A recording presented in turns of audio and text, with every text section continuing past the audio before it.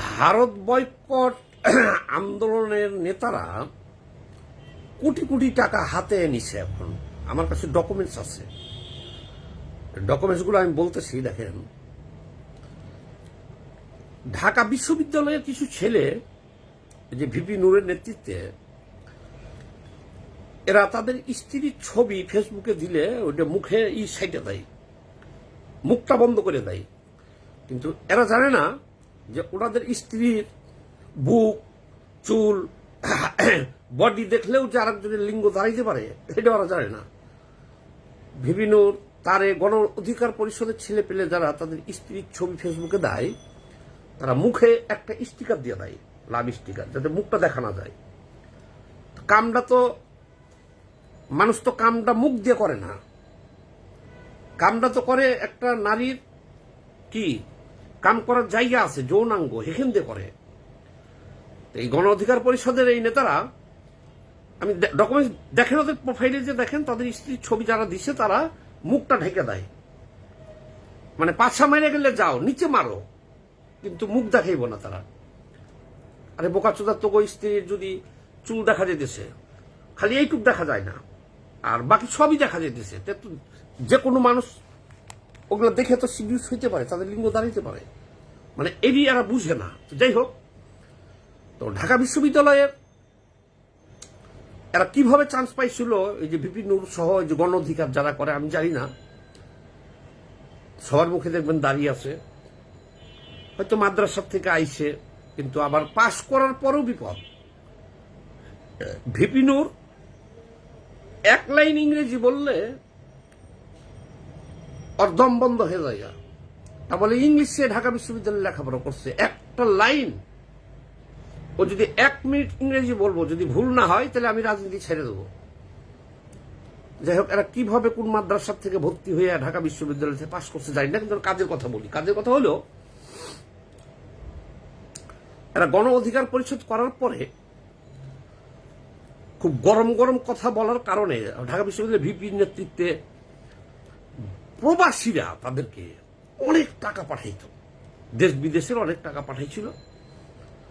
যে আসছে এই টাকা দিয়ে তাদের তো কোনো কর্ম নেই, এই টাকা দিয়েই তারা সবাই বাসা ভাড়াটারা নিচে, অনেকে বিয়ে শাদী করছে, করে জীবনযাপন করতেছিল। প্রবাসীরা বিকাশে টাকা দিতেছিল। আচ্ছা, লোভ বেশি হয়ে যাওয়াতে ভিপি নূর যে দেখা করলো ইসরায়েলের এক প্রতিনিধির সাথে, সেটা ফাঁস হয়ে গেল। সেখান থেকে একটা বিপ্রেস টাকা আনলো। সেই টাকার কথা কে বললো? রেজা কিবরিয়া, তাদের দলের প্রেসিডেন্ট, যে তুমি ইসরায়েলের কাছ থেকে টাকা নিছো, তাহলে তোমার রাজনীতি করার কোনো অধিকার নাই। সেই টাকার ভাগ নিয়ে গণ অধিকার পরিষদ 2 ভাগ হয়ে গেল। রেজা কিবরিয়া, তারেক সহ, তারপরে যে হাসান সহ একদিকে, আর ভিপি নূরের নেতৃত্বে একদিকে 2 ভাগ হয়ে গেল। 2 ভাগটা হইলে তো ওই টাকা নিয়েই, কিন্তু ইসরায়েলের থেকে দেখা করে, ইসরায়েলের ওই যে প্রতিনিধির সাথে দেখা করছে, এটা ফাঁস হয়েছে। রেজা কিবরিয়া, তারেক সহ তারা ডাইরেক্ট বলছে যে তুমি টাকা নিয়ে আসছো, সেই টাকার হিসাব দাও। তারা 2 ভাগ হয়ে গেল। এই কাহিনীর কারণে বিকাশে যারা টাকা দিত প্রবাস থেকে গণ অধিকারকে, তারা টাকা পয়সা দেয় না, বন্ধ করে দিল সব।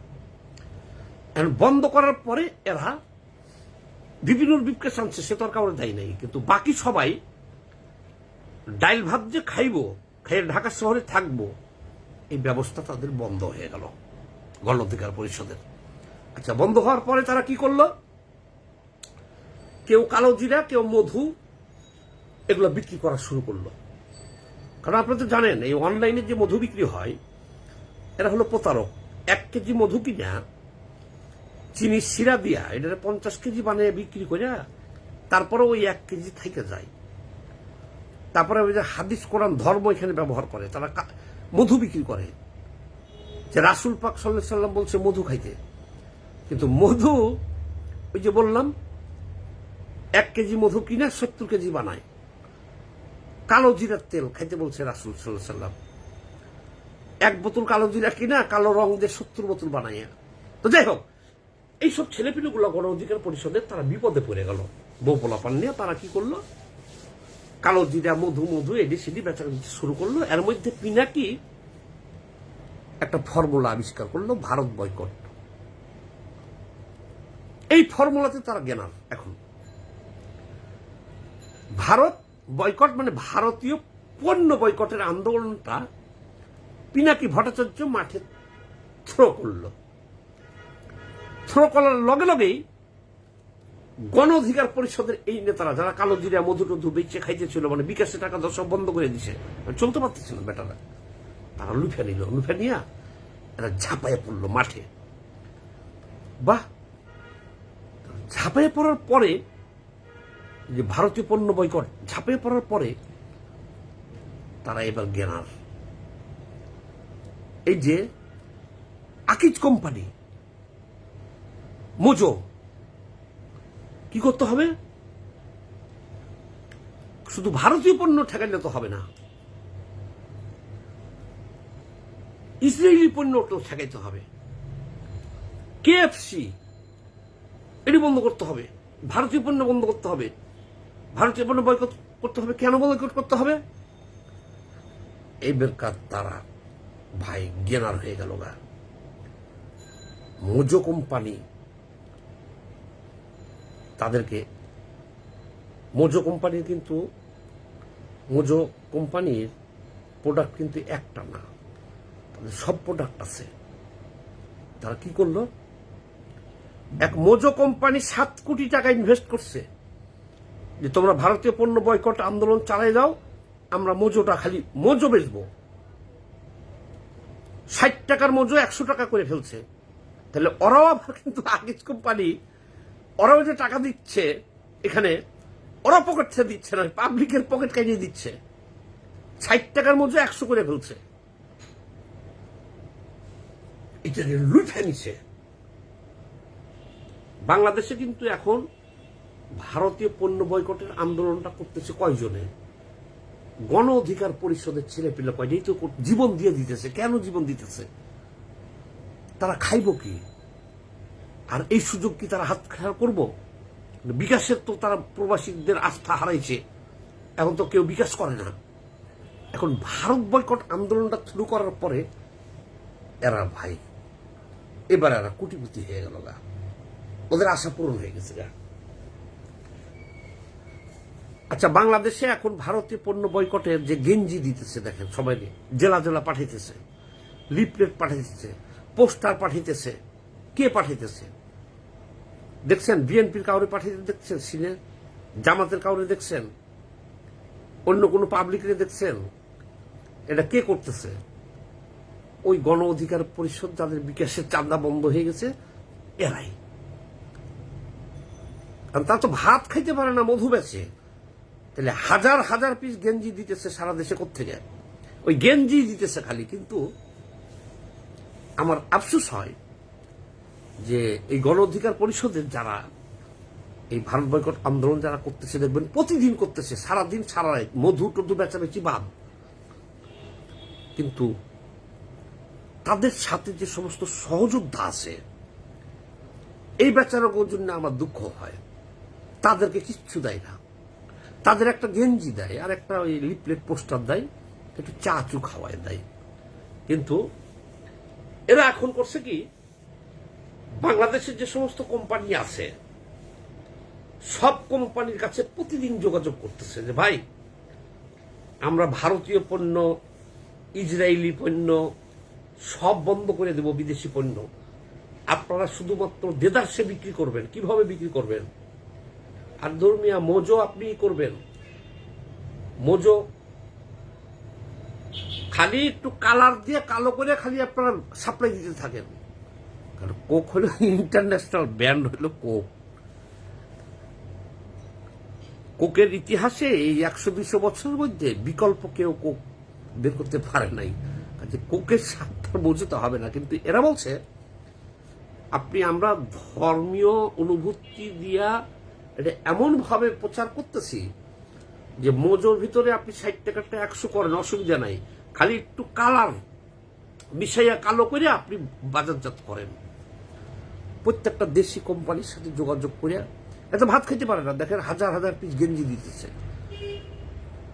আর এই সমস্ত কোম্পানিগুলোর থেকে মোটা অঙ্কের টাকা যেটা নিচ্ছে, এই টাকাটা গণ অধিকার পরিষদের এই কয়েকজন নেতাই খাইয়ে ফেলতেছে। কিন্তু যারা ওদের সাথে সহযোদ্ধা হয়েছে তারা কিন্তু কিছু পাইতেছে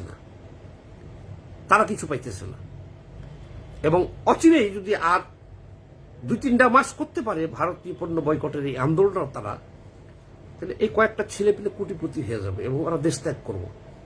ওদের বাকি জীবন কিছু না করলেও চলবে। এক আকিজ গ্রুপে একদিনে 7 কোটি টাকা দিচ্ছে তাদের, সেখানে তারা ধরেন 5 লাখ টাকা খরচ করবো ক্যাম্পেইনে, আবার 7 কোটি টাকার জায়গায় 100 কোটি টাকা, শত কোটি টাকা কামিয়ে নিতেছে আকিজ কোম্পানি। তাদেরও তো লাভ আছে। সবাই মজো খান, তারা 60 টাকাটা 100 টাকা করছে। আর এই কালার একটু ওই যে মজো কালার, কোক কালার দিয়া এটা খালি প্যাকেট করতেছে আর দিতেছে।